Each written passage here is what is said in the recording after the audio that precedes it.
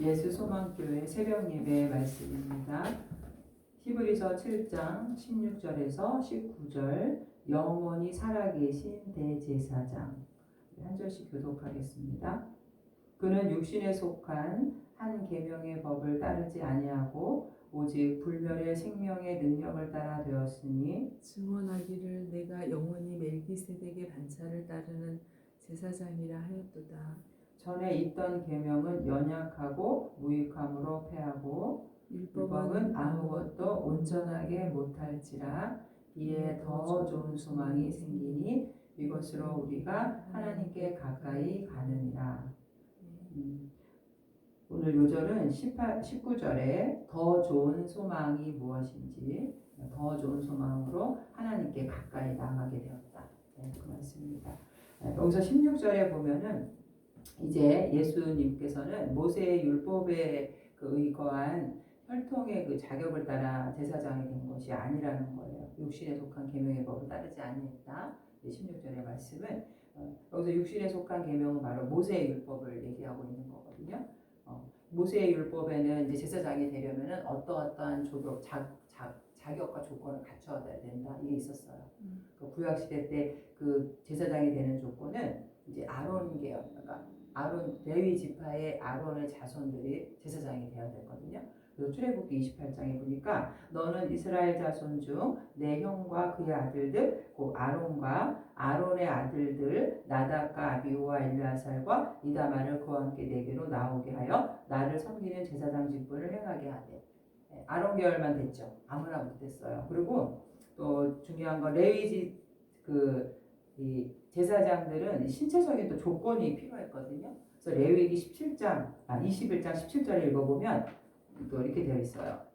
그 신체적인 조건, 아론에게 말하여 이르라 누구든지 너의 자손 중 대대로 육체에 흠이 있는 자는 하나님의 음식을 드리려고 가까이 오지 못할 것이니라. 누구든지 흠이 있는 자는 가까이 하지 못할지니 맹인이나 다리 저는 자나 코가 불완전한 자나 지체가 더한 자나. 그러니까 신체적으로도 장애인이라고 할 수 있죠. 이런 사람들은 하나님의 전에 나오지 못해요.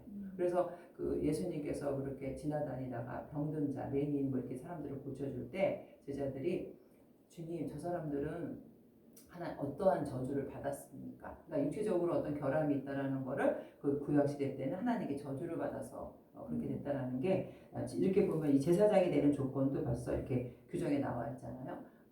이렇게 신체적으로 흠이 있는 자는 될 수가 없었다. 이런 조건들이 있었던 거죠. 그러나 예수님은 이러한 인간의 어떤 혈통과 또 자격의 조건 이런 것들을 무시한 거죠. 그런 법에 따르지 아니하고 어떻게 예수님이 제사장이 되셨냐면 오직 뭐예요? 불멸의 생명의 능력을 따라 불멸의 생명의 능력을 따라 되었다. 그리고 이거는 불멸의 생명의 능력을 따라 됐다라는 말은 예수님은 근본 뭐예요? 하나님의 아들 또 성자 하나님 신적인 능력 예수님은 영원히 죽지 아니하요. 지금도 하나님 보좌 우편에서 우리를 위해 중보하신 영원한 생명력을 지니신 분이다. 그런 분이 바로 제사장이 되셨다. 그래서 이게 시편 여기 110편 4절에 다윗이 영원한 제사장이라는 것을 설명하기 위해서 17절에 증언하기를 내가 영원히 멜기세덱의 반차를 따르는 제사장이라 하였도다. 이건 다윗이 쓴 시거든요. 그러니까 예수님은 바로 멜기세덱의 반차에서 나오는 그러니까 신비한 어떤 그 영원한 생명을 가진 지금도 살아계신 제사장이다.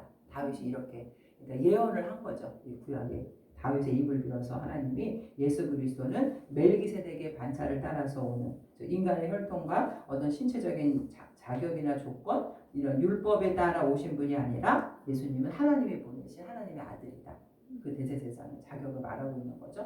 그래서 결국 예수님이 영원한 생명을 가졌다는 것은 예수님 앞에 나오는 예수를 믿는 자에게는 또 영원한 생명을 그분이 주시는 거예요. 아들이 있는 자에게는 생명이 있다. 그래서 영원한 생명을 주어서 그들을 살리게 하려는 능력을 겸비한 대제사장 이분이 바로 예수 그리스도다.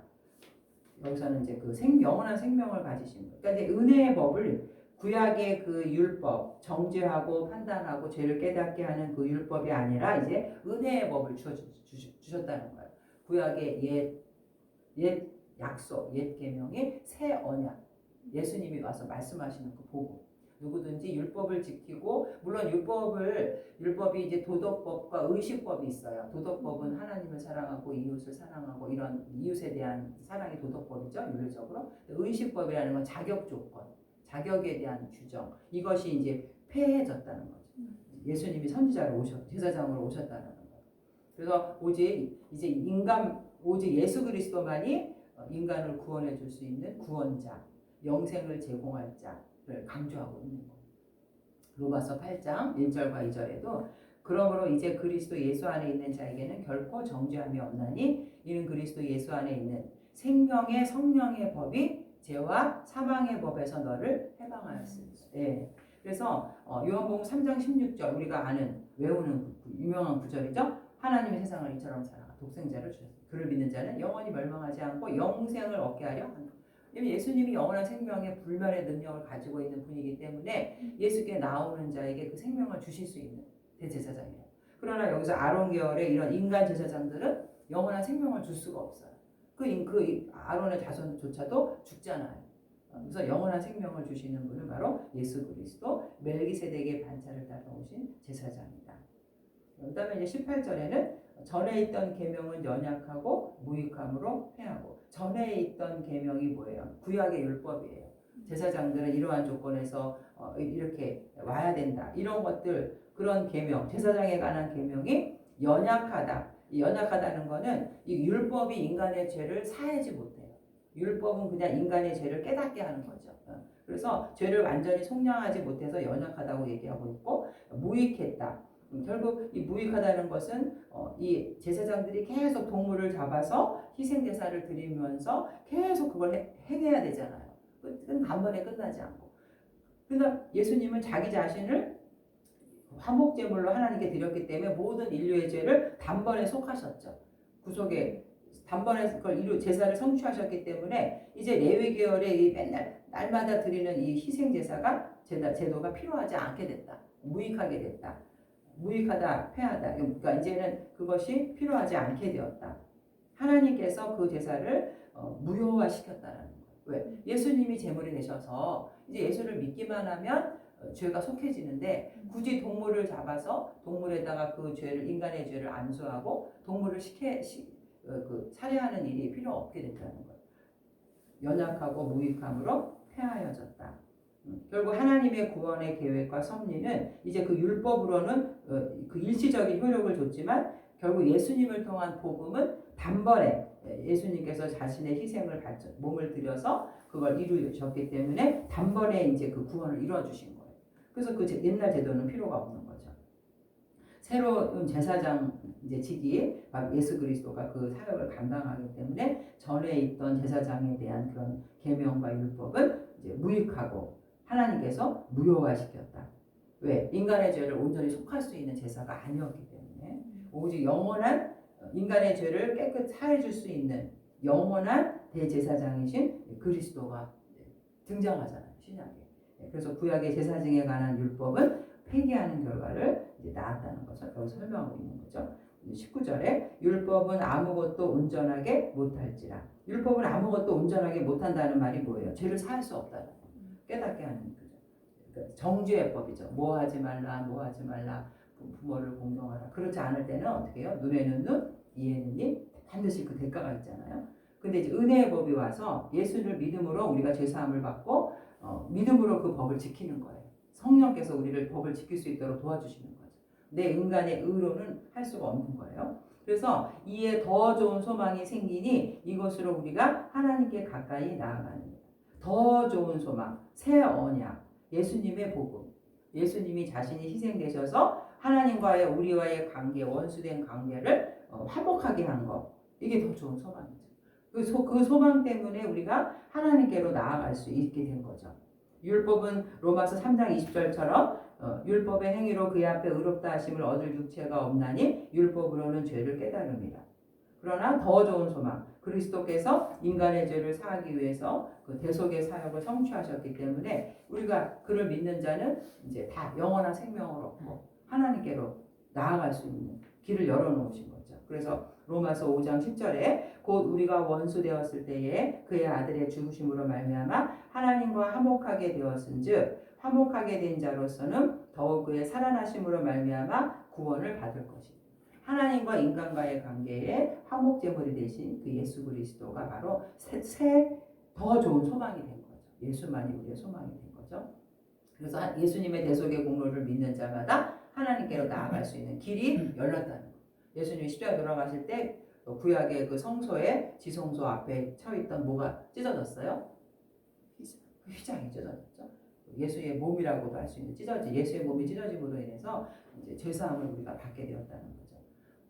구약에서는 오직 누구만 그 지성소에 들어갈 수 있었냐면 대제사장만 들어가서 제사를 드리고 자신의 죄를 속하고 백성들의 죄를 가지고 나아갔는데 지금 더 좋은 소망, 이제는 신약시대 때는 제사장이 아닌 누가 하나님과 교제할 수 있어요? 일반 백성, 예수를 믿는 자들이 하나님께 가까이 나아갈 수 있는, 이거는 바로 영원한 대제사장이신 그리스도가 온전한 자기 몸을 찢어서 어린 양의 피, 제사직을 수행하셨기 때문에 우리가 하나님과 화목하게 되었다는 거죠. 예수님의 공로를, 보혈의 공로를 힘입기만 하면 하나님의 보좌에 담대히 나아갈 수 있다. 그래서 이제 종교개혁자 마틴 루터가 결국은 이제 만인 제사장 누구나 다 주님의 제사장들이다. 베드로전서 2장 9절에 그러나 너희는 택하신 족속이요 왕 같은 제사장들이요 거룩한 나라요 그의 소유가 된 백성이니 이는 너희를 어두운 데서 불러내어 그의 기이한 빛에 들어가게 하신 이 아름다운 덕을 선포하게 하시니, 우리의 그 직분이 이제 제사장이 된 거죠. 거룩한 무엇로? 예수의 보혈의 공로. 에베소 3장 12절 우리가 그 안에서 그를 믿음으로 말미암아 담대함과 확신을 가지고 하나님께 나아감을 얻는다. 전에는 이렇게 정말 그 거룩하신 하나님 앞에 인간이 함부로 나아갈 수가 없었어요. 죄 때문에 다 죽어요. 그죠? 하나님 앞에 나고 거룩한 하나님. 그러나 나와 하나님과의 그 중재자, 지금도 우리 하나님 보좌 우편에서 나를 위해 성령 중보기도 하신 주님의 십자가 사랑 덕분에 우리가 이렇게 오늘도 예배에 나와서 예배드리고 또 기도하고 길이 열린 거죠.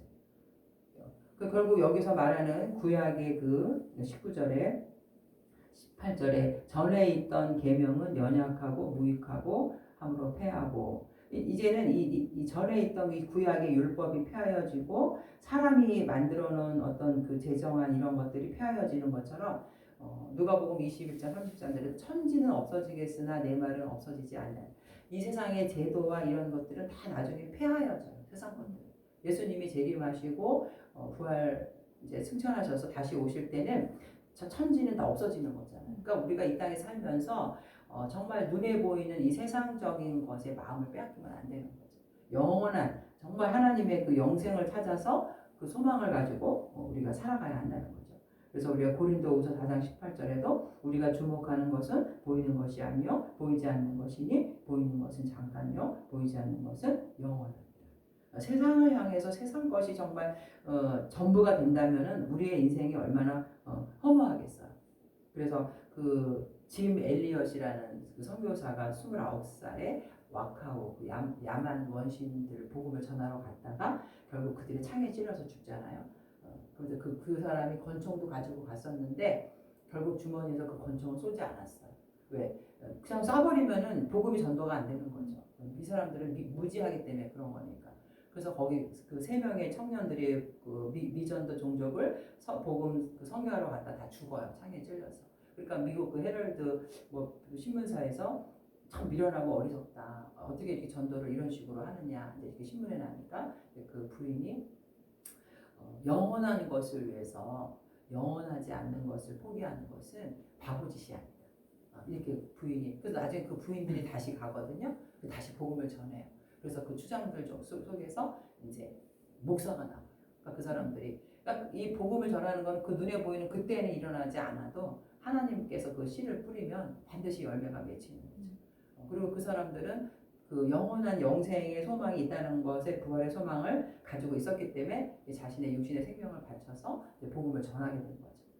그래서 우리가 정말 눈에 보이는 이 땅의 것만 바라보고 우리는 지금 씨를 뿌리는 것이 아니라 영원한 영생의 그 소망이 있기 때문에 오늘도 예배드리고 또 모든 사람, 내 친척, 내 가족들이 그 영생을 얻기를 바라는 마음으로 우리가 기도를 하고 그 소망으로 살아가는 줄로 믿습니다.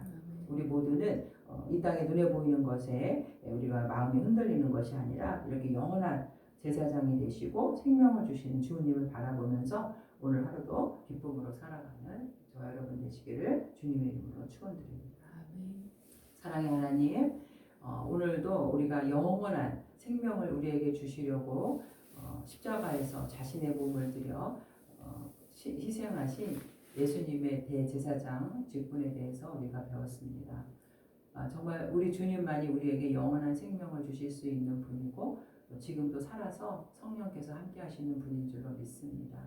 이 땅의 헛된 것에 소망을 두고 어리석은 인생으로 삶을 마치는 자가 아니라 영원한 영생의 소망을 보면서 고난 가운데서도 인내하고 그 소망으로 우리가 참 평화를 가지고 살아가는 하나님의 백성들 되게 하여 주시옵소서. 예수님의 이름으로 기도드립니다. 아멘.